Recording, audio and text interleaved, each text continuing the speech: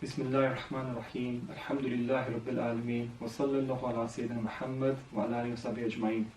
Welcome everybody to this course where we shall be studying a mid-level text by the renowned late Hanafi school author, jurist, great scholar, Imam Sharabaluli, in his book Maraqi al-Sa'adat.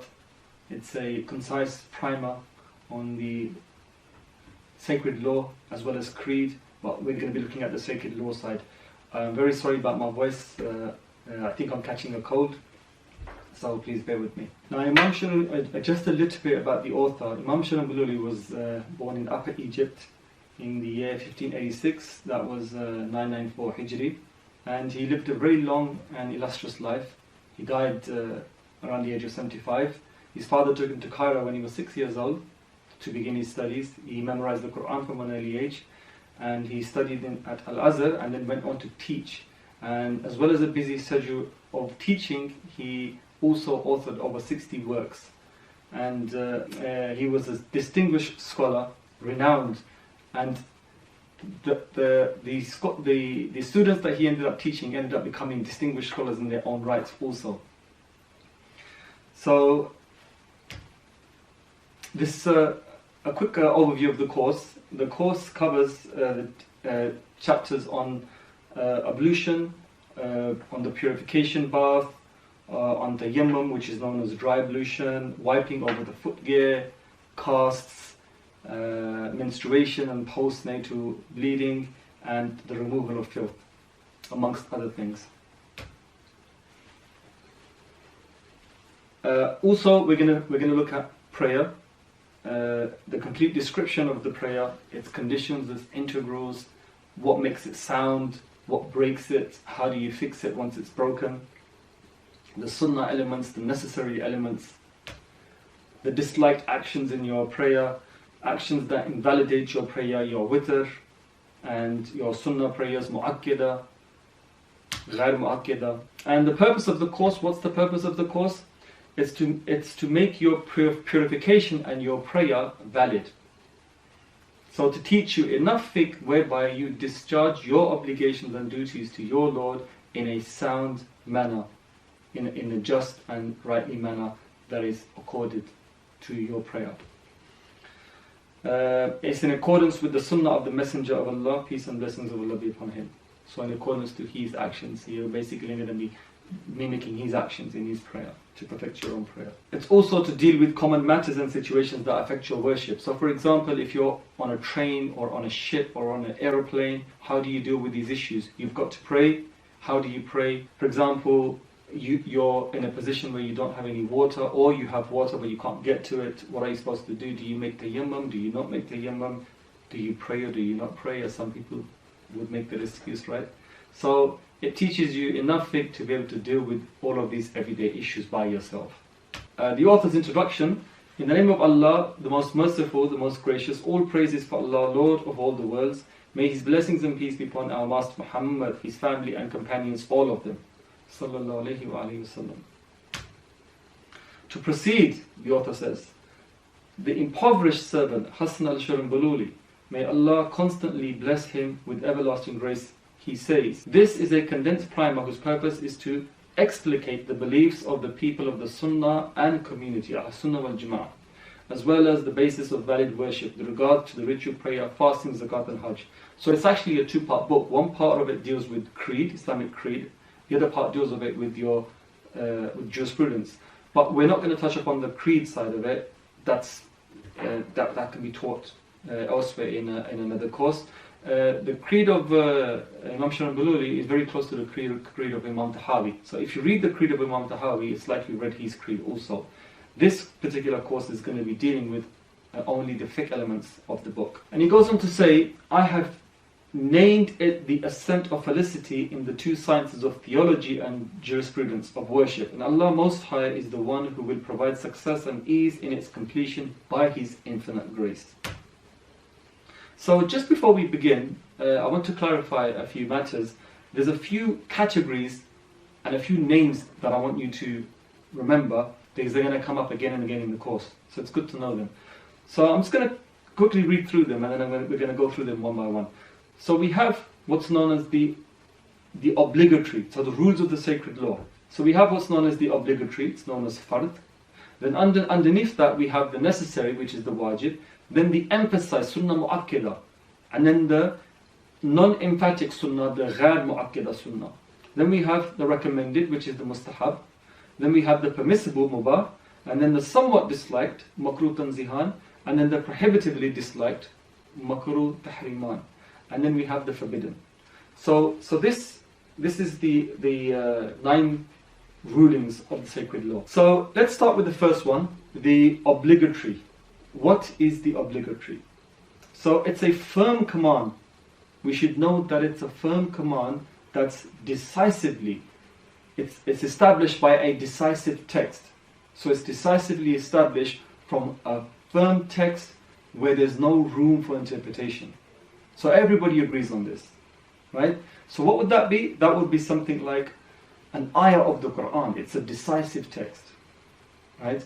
Or mutawatir hadith, where so many people have witnessed an action, from the hundreds to the thousands have witnessed an action from Rasulullah sallallahu alaihi wasallam, that it's impossible for them to get together to conspire to lie upon this action.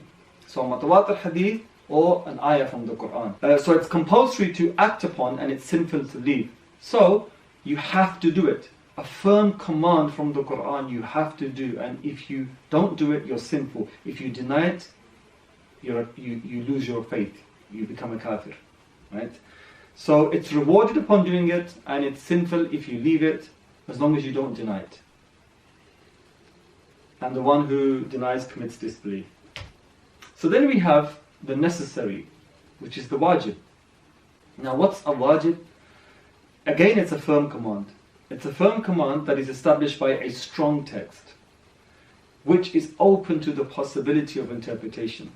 So there is room. So some ulama may give one opinion and some ulama may give another opinion, right? But again, it comes from a strong text,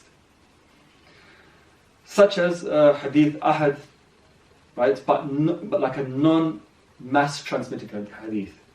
So denying it is seen as corruption. So if you deny this, because there's room for interpretation, if you deny it, it's considered as fisk, as corruption, and not unbelief. To leave is a sin. Okay? And we'll see later on. So if you were to, for example, you have the obligatory parts of your prayer, and then you have the necessary parts of your prayer. If you were to leave a necessary part, would you have technically prayed? Yes. Would your prayer be sinful? Yes.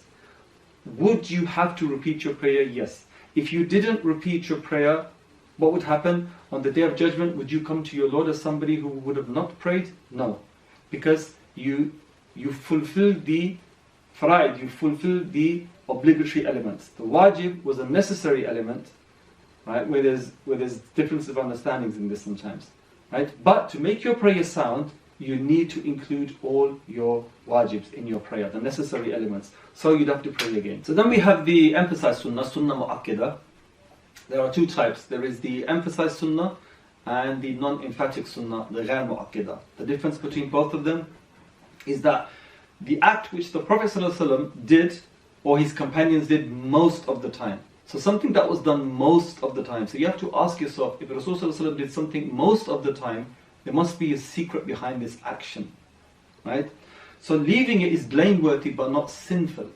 Many people think it's okay to leave the sunnahs. It's okay, we leave the sunnah and we just concentrate on the fard. But if you habitually leave a sunnah, right, it becomes sinful. Because it entails turning away from Rasulullah. He's come and given you something. He's doing it for a reason. And you are habitually turning away from it. So it implies turning away from the sunnah. So it becomes sinful to habitually not do a sunnah muaqqidah. An example of a sunnah muaqqidah would be the 4 sunnahs before the dhuhr prayer. And then we have sunnah ghayr muaqqidah, which is the non-emphatic sunnah. So that's what Rasulullah did. That leaving is not considered makruh. So he did it sometimes, he didn't do it. If you decided to leave it, it's not considered makruh. Maybe you've not acted optimally as as being the optimal version of yourself that you can be, the best version of yourself that you can be. But leaving it doesn't entail any punishment upon you or any blame upon you, and it's not considered makruh. So for example, the 4 sunnahs before the Asr prayer. And then we have the recommended, which is the mustahab. This is what Rasulullah did sometimes and not at other times. To perform the recommended is rewarded, and to leave it is not a sin. So there are recommended actions in the deen. So if you do them, they're rewarded. If you don't do them, you're not sinning. But obviously we want to beautify all of our actions. So it's recommended to do the recommended actions. Then we have the permissible, mubah. So permissible acts upon themselves neither attain award nor you're punished for them by themselves, unless there's an intent. So for example, merely me sleeping, me going to sleep, it doesn't entail any reward. But if I make the intention that I want to sleep so I can get up to pray tahajjud, or if I sleep early, I'll be able to get up at tahajjud or get up for fajr, or tomorrow I want to start to study the deen, I want to be refreshed, so I will sleep with this intention. If you sleep with this intention, then you gain reward. And likewise, if you sleep with the intention that I want to go to sleep early so I can raid somebody's house the day before, it could entail punishment. So in and amongst themselves, it's neither rewarded nor punished, it's dependent upon your niyyah. So the somewhat disliked, the makruh tanzihan, the somewhat disliked, you're commanded to leave it, right? But it's not sinful to do. So you're thinking, if you're commanded to leave something, how can it not be sinful? Well, it's because it's a deed whereby you're not sinning if you're doing it, but you haven't acted optimally. You haven't acted to your maximum version of yourself. So for example, it's praiseworthy to leave it. So obviously now we're moving down the scale, so it flips. So what is now for the makruh? If you leave it, it's praiseworthy. If you do it, there's a lessening of a reward if you're doing it in an action that entails perfection, like prayer. If you do something in prayer, right, that is a makruh act, you lessen the reward. So if you don't do it, it's praiseworthy.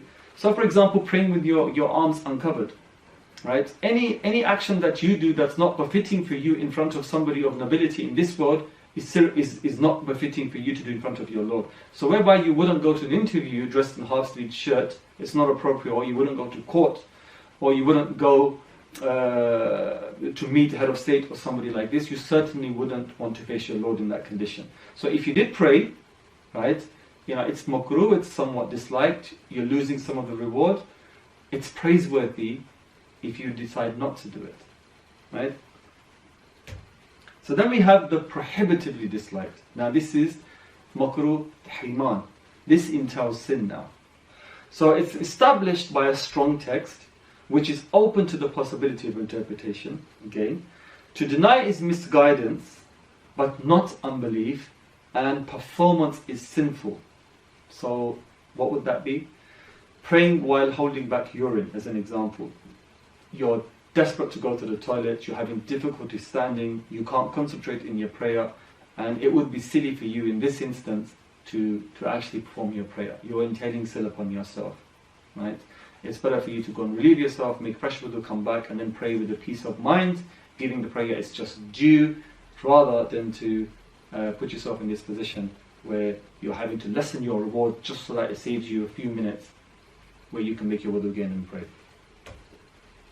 So then we have the last in this category, which is now the haram. Now the haram is the exact opposite of the obligatory act, the fard. So you have the fard and then you have the prohibition, the haram. So that, it's again from a firm command that is established by a decisive text. So just like the fard now. And is not open to the possibility of interpretation. So here, in this instance, to act on a prohibited is sinful, so it's the exact opposite now, and deserving of punishment. And to leave is meritorious and deserving of reward. So if you act upon a sinful act, you act upon what's forbidden, you're going to earn punishment for yourself. It's sinful, and if you stop it, if you refrain from it, it's a meritorious act, and you're going to gain reward. Deserving of reward.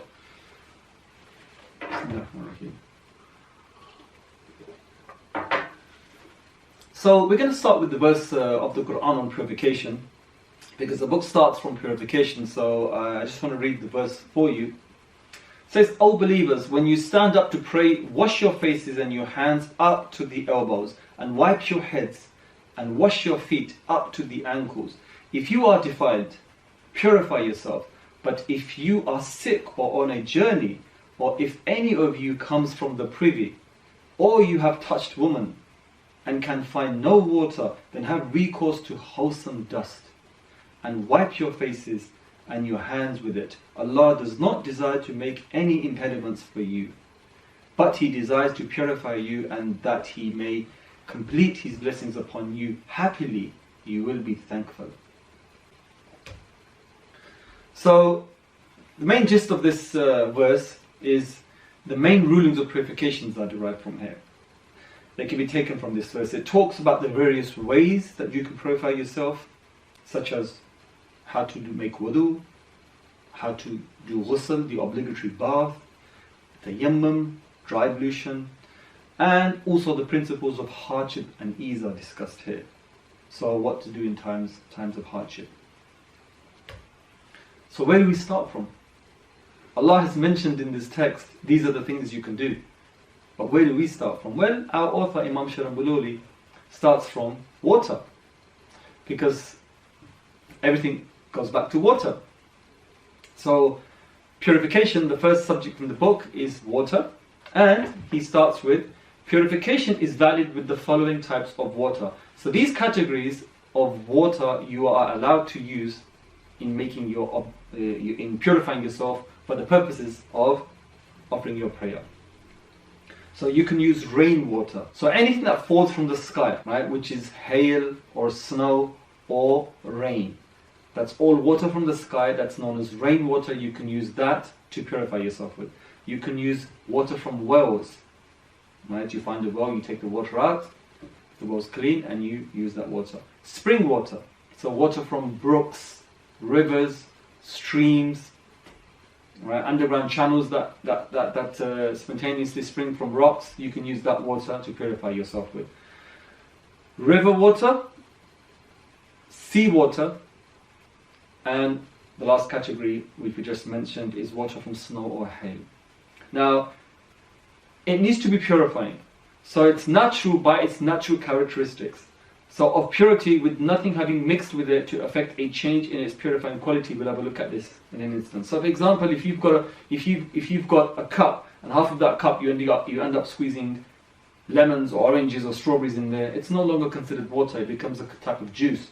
So that no longer holds the purification, the purificatory qualities that enable you to purify yourself with. So all of these types, the author says, all of these types of water may be used for purification as long as they remain purifying, which is to remain with its natural characteristics, with it such as to affect it and remove its purifying quality. Okay, let's have a look at what this means.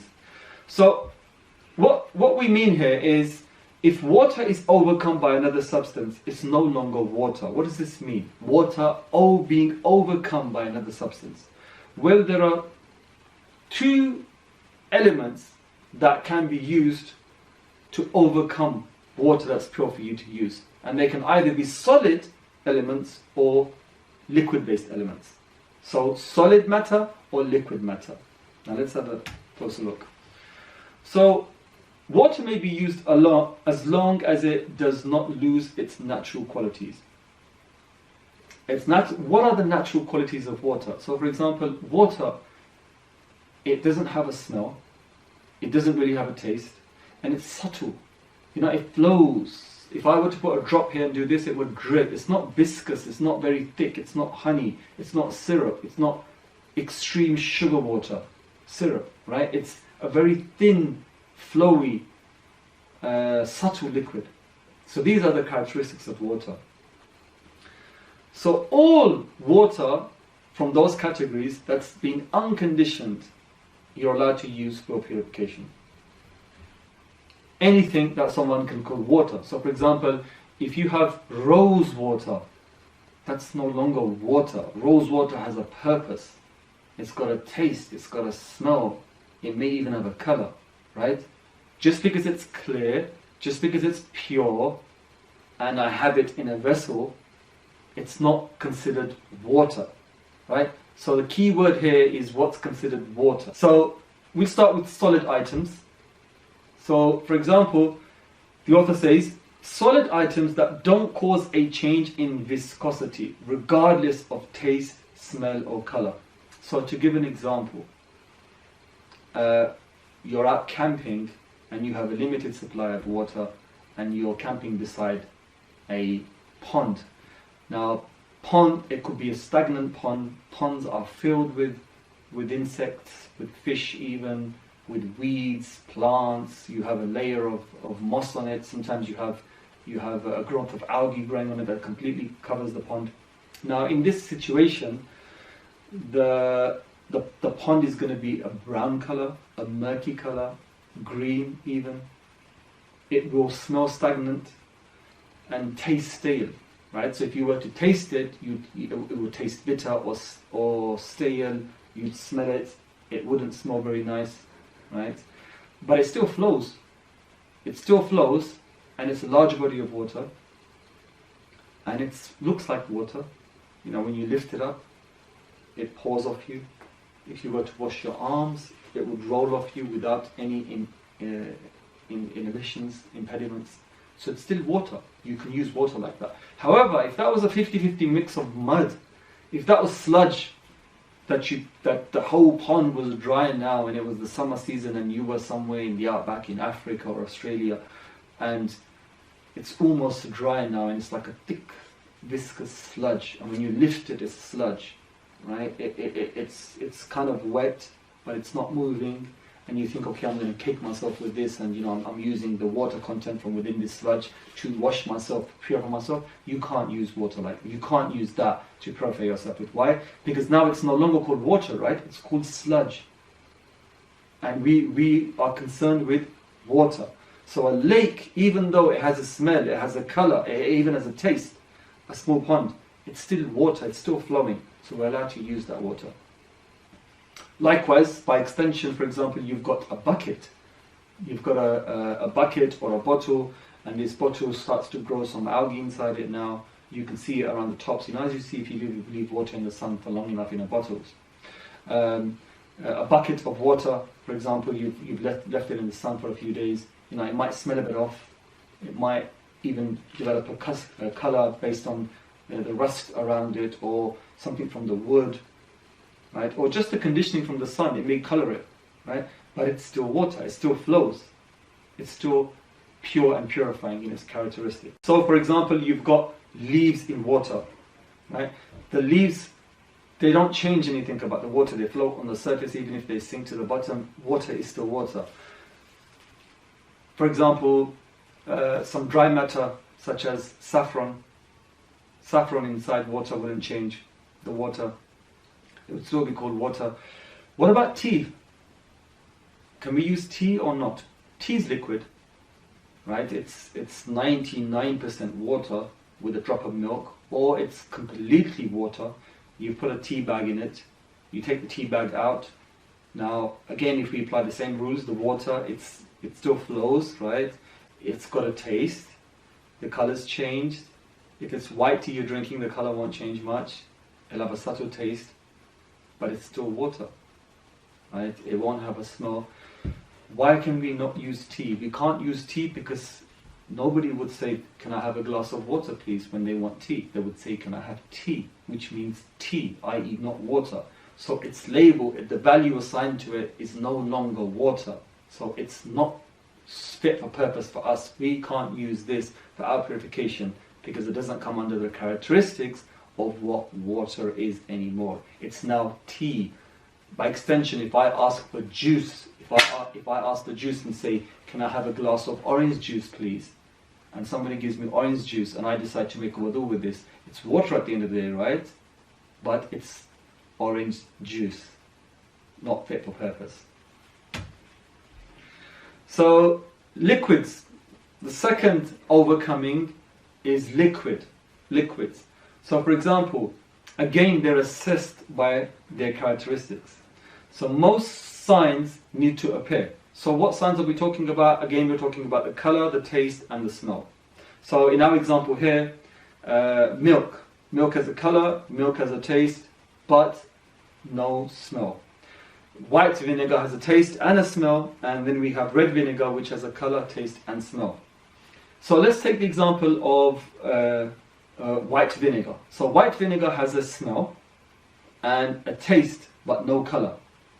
So in order for white vinegar to overwhelm the water, let's look at an example. So we have here, I've got 1.5 litre bottle of water.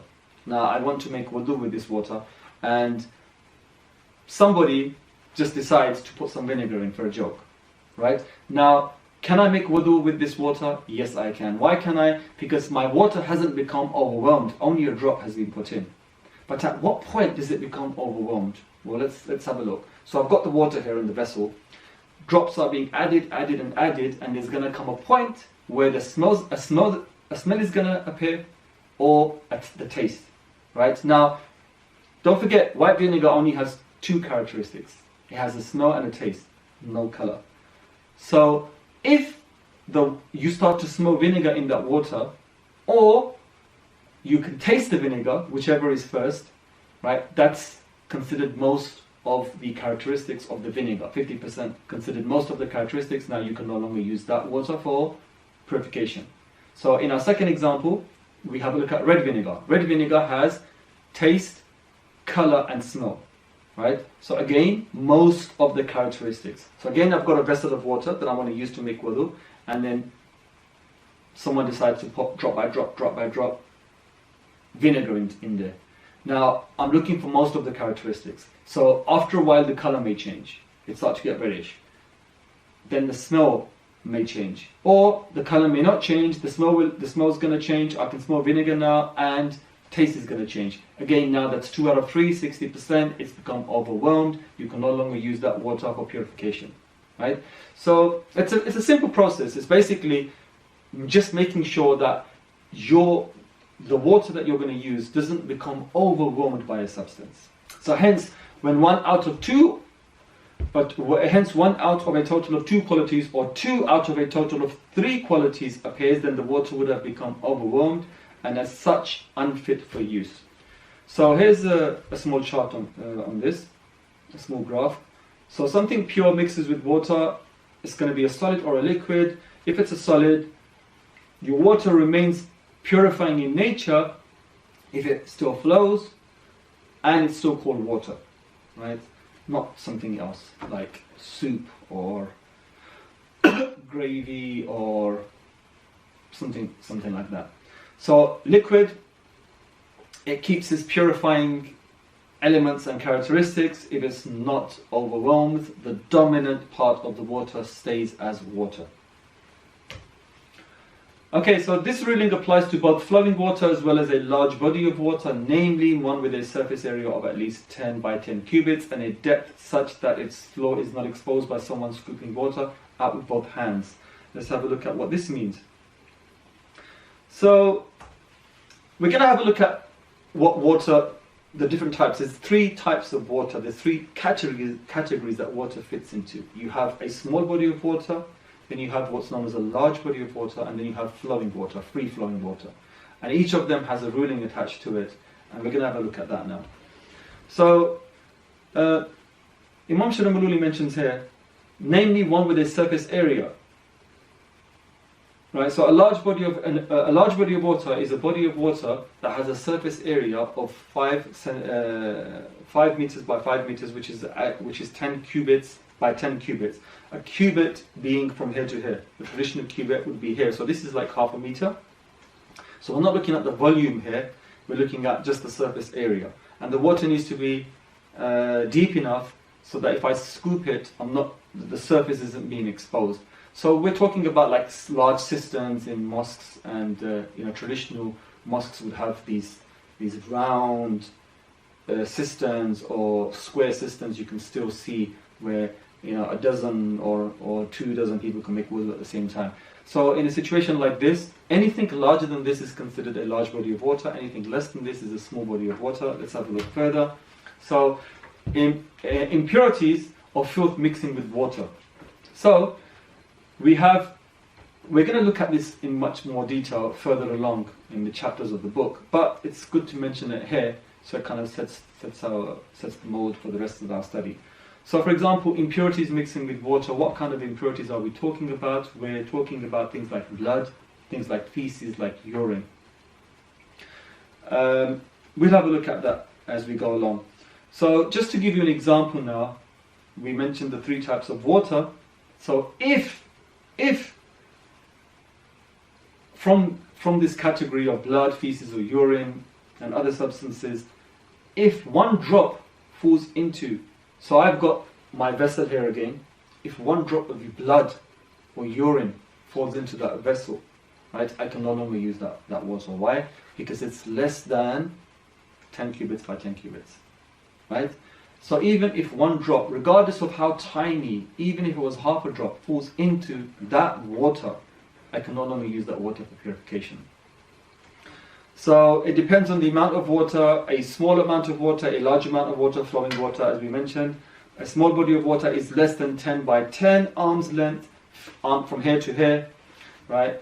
And it's not impure even if it's a little, right? An example would be a bottle of water, a bucket of water, 2 buckets of, like a big barrel even. A large amount of water. What's a large amount of water? A large amount of water, it's a water body, namely one with a surface area of at least 10 by 10 cubits. That's like approximately 5 meters by 5 meters, and a depth such that its floor is not exposed. So we mentioned this before, by exposing, scooping water out. So for example, I've got this large surface area now, and if I decide to, the water's kind of that thin, so the minute I do this, the bottom is exposed. That's not considered. We don't look at volume when we're giving you this. When it's mentioned 10 cubits by 10 cubits, it's not mentioning volume, it's talking surface area, right? So it needs to be deep enough, and it only needs to be about that deep, right? Where you could lift a decent amount of water and wash yourself with, and it wouldn't expose the bottom. So this is now considered a large volume of water. So this only becomes filthy if a characteristic of the filth becomes visible. So for example, in a situation like this, right, if a drop of urine is put into that water, if I can see something, if I can smell something, or I can taste something, if one of these characteristics becomes visible, becomes present, then I'm not allowed to use this water. If not, then the ruling has changed now, I can use this water to purify myself. Then we move on to flowing water, which is the 3rd type of water. Now the ruling for flowing water is the same as for a large body of water. Namely what? That water, what is the definition of flowing water? Water that flows along a surface. Now it's obvious what flowing water is, but the scholars like to define it in detail, and why, and there's reasons for this, because sometimes you could have water that's not flowing and you're thinking it's flowing, right? Or it's not really flowing, it kind of stops from here, it moves along here and it stops there, and you don't notice. So it's actually a small body of water now, right? So we have these definitions are in place. So for example, water that flows along a surface. So we know about rivers, we know about streams, brooks, springs, right? It's obvious, a babbling brook, the water's flowing, right? But where you could have like a tiny stream, like meandering very, very slowly, very, very slowly. So what do we do in a situation like this? How do you even know it's meandering, right? So an example is if it had a straw in it. One of the scholars said, does it flow with a straw in it? If you were to place a straw, right, would it flow? Even if it was flowing slowly, right, ever so slowly, would it continue to flow? Yes, it would. If it's flowing, then this is considered a large body of water. It's flowing water. So others say it enters from one side and exits. Now, that is considered flowing. Remember I said it may enter, but it may not really exit, right? You may think it's exiting, but it's not. It's kind of just there, it's stopped, right? So it needs to come in and go out. And that is like, you could have like an underground spring, right? That kind of bubbles up to the surface and then it carries on again. So it could be like from just here to here, right? But it's entering, and then it exits, and it carries on flowing, right? You can see the water visibly flowing. So again, it only becomes filthy if a characteristic is seen, one of the three characteristics. So if there is some filth in there, can you see it? Does it taste of anything? Can you smell it? If not, it's considered, you can use that water to purify yourself with. So again, there's another chart here. So filth mixes with water.